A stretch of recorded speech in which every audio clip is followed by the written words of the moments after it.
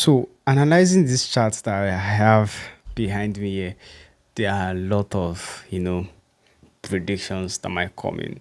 But like I said, I'm more of a fundamentalist than a technical analyst. But we're going to be merging the two together.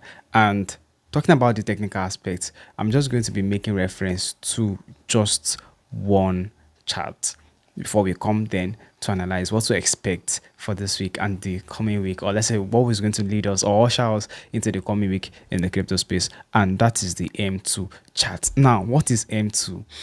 What is M2? M2 is the supply, M2 is the savings, M2 is the checks, M2 is the buying power, or let me say the spendability of an average man. Well, I'm not much of it. So let's just talk about what M2 is. And okay, so let's just go to Google and say what is M2. So M2 is a measure of money supply, referring to certain portion of money contained in an economy. So I love what is how it was defined by Investopedia, and I'm just going to click on that sharply for us to see. And okay, let me just click on that, and let's see what Investopedia calls M2. So what is M2? M2 is the US Federal Reserve estimate of liquid assets, including cash on hand, money deposited in checking accounts, savings accounts, and other short-term saving vehicles such as money market funds, certificates, deposits, blah blah blah blah. So I'm just going to go into the key takeaways, right? And let's just focus on that for now, which is this part, which is just this part. So let's focus on the key takeaways. So we said M2 measures the money supply and includes cash, checking deposits, and other deposits readily convertible to cash, such as CDS. No, I don't want to do that. Block it. So M1 is included in M2, but only measures cash, savings account, checking account, and traveler's check. M2 and M1 are monitored and published by the Federal Reserve. So further wants to say M2 is a measure of money supply that includes cash, checking, and so that's all I've been discussing. Now, why am I so concerned about M2? Like I said earlier, there's just been this unwritten correlation between in the crypto space between M2 and the growth of M2 and the growth of the Bitcoin price. It has been realized that most time when there's enough money flowing in the economy, people try to look for safe haven where which they can deposit or keep their assets to avoid being wrecked. So you understand. So people always look for a safe haven where they can keep their assets and make their money safe. So for an average man, where there's money right now, everybody wants to make double of that money, so they go into cryptocurrency.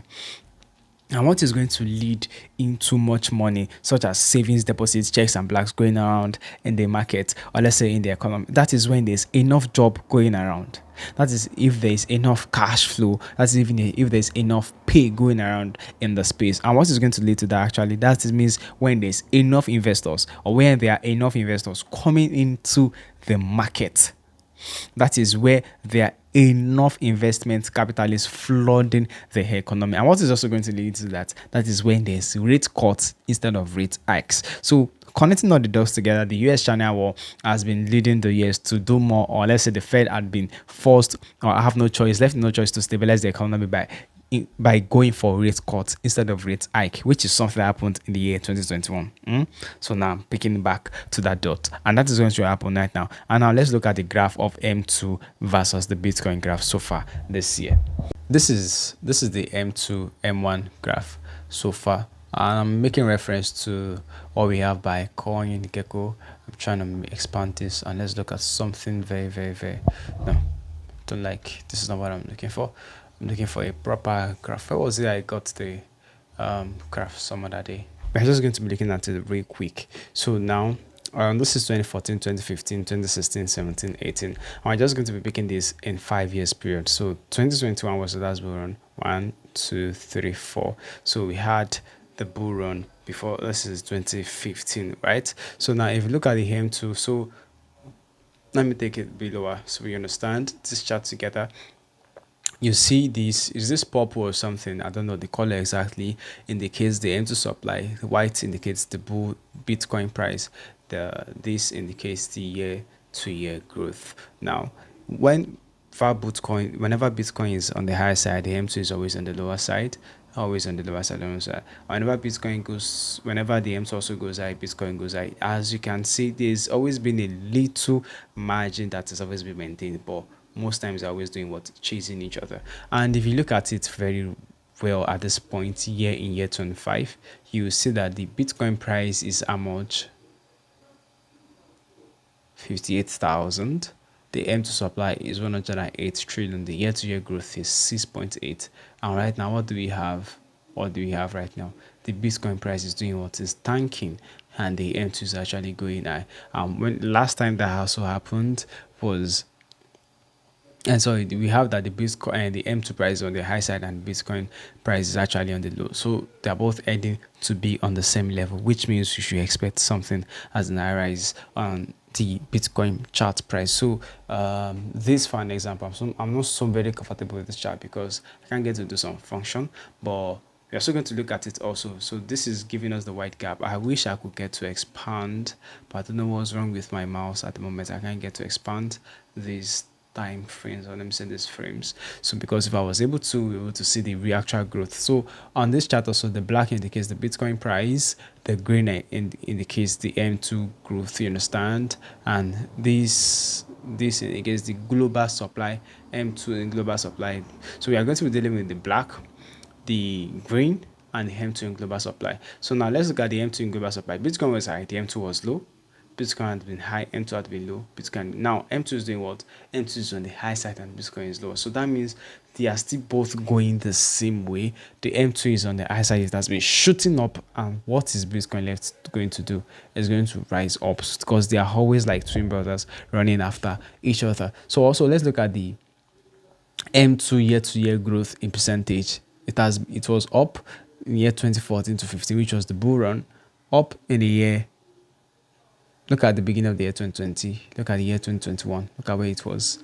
So now in the year, in the bear market, it has been down, and we are beginning to see another high rise in the year 2025, and we can expect it to come right up here. So if the M2 is predicted to come right up here, should definitely expect the Bitcoin to also do the same thing. So let's also look at this chart, which is very simple, and the reason I'm trying to check through different platforms, so it doesn't look like I'm just picking my information from just one platform, and I'm trying to also look at different platforms that might actually resonate with you, be able to understand. So this is very simple, and this is just a very minimalistic chart. And let's look at this. Red indicates the Bitcoin price, and the green, when I don't hover on it, is the M2 supply of 4 major central banks in the US dollar. So now this is the Bitcoin chart.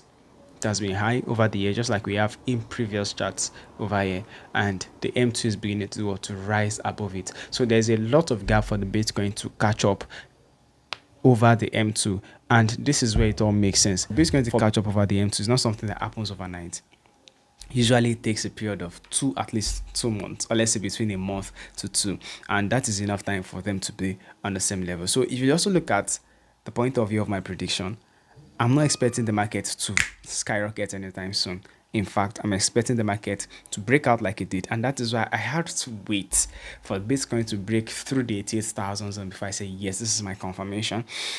I'm expecting the market, like it already did, break out, then consolidate a little bit, find its balance, then start going up back. So if you're expecting a very fast action bull trend, I'll tell you that shouldn't be what should be on your mind. Expect some consolidation in the coming weeks. So now let's look at the Bitcoin chart on TradingView, and you get to understand what I'm saying. So I'm just going to do something really quick. So I'm just going to draw the Fibonacci retracement time graph here. So let me just use Fibonacci retracement, and I'm going to pick it from here to the last stop. I'm going to use an average of the shadows. So okay, sorry that didn't pick. Just gonna do this as a rough sketch, and now if you look at this point where the market is right now, it just broke beyond this, and no, this is not correct. Let me adjust this a little bit. So it just broke beyond the 50% range, and if you would ask me, I would expect the market to at least the minimum come back to this zone. That is because I'm looking at this right now, the market is actually respecting this former support zone, the 90,000 to 93 or 94,000. You remember earlier in the year 2025 was a very strong support zone when the market was actually consolidating around this price. If you see, this was January, this was a whole January. Whenever it goes up, it comes down, and it did this for a whole long period of time. So now this is a very strong support zone, and the market is looking to break out. But if it doesn't, because it is respecting the zone, so I'm expecting a little comeback to the 90,000 zone. And if it is getting strong, we might be having a retracement to the 88,000 zone. And if it breaks below, we might be having something around the 80,000 zone. But if it breaks beyond this at this moment, which might happen, we should have another resistance at the 101 zone, creating some kind of shoulder. And if it gets to this point, we should know the next retracement level should still be the 92,000. So if you'd ask me to draw my golden triangle, that is where the real price action is going to be happening in terms of consolidation. I'm going to bring it from 88,000 here to something around this place. So let me just draw that out for you. And this is just going to be a simple analysis. I'm not doing much, I'm not exposing much, I'm not saying much. So now I'm expecting the market to consolidate between the 88,000 zone to the 100,000 on the very maximum. And if I'm making it minimalistic, depending on what is going to happen this week, it is only going to be dependent on whatever we are closing on this week. If we are balancing here, that means the triangle might just be here. But if we break out from the 94,000 zone, the triangle will definitely be here to this point, somewhere around here.